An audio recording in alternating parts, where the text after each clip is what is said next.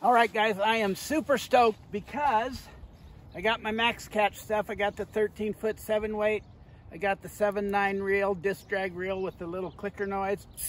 Sweet. I got the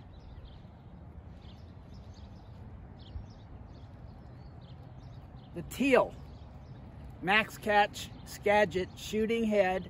This one's about 350, 20 feet, I think it is.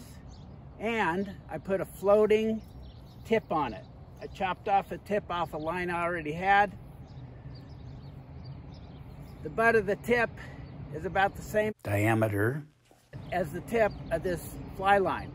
These MaxCatch Skagit heads have a huge mass in the ass, and then they funnel down to a real skinny front end, okay? So you can't use a super heavy sink tip on them. That's fine. They're more like a Scandi line. But if you put this floating tip on it, this thing is one of the most coolest dry lines I have ever cast. So these Skagit heads, you can put a poly leader on them. You can probably put Airflow T7 on them for a sink tip. You can put this floater on them. Just to be clear, you don't put all these things on them at the same time. One at a time, one tip at a time. Loops. I am just totally stoked, and I'm just dialing this in, so don't pick on me.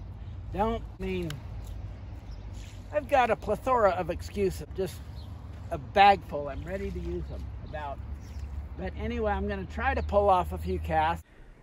This line was a little too heavy for the 7-weight SkyTouch MaxCatch 13-footer.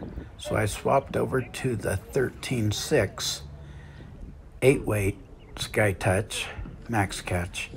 And here's some of the loops that I was able to throw with that rod. It was a really nice matchup. If I do want to throw a longer floating tip or a sink tip that's heavier, I'll just nip a few inches or feet off the front end of the shooting head, loop it, and use it. I've done this on a ton of these shooting heads, and for the price, it's a great alternative to spending like 65 bucks on a really fancy shooting head if you don't have 65 bucks.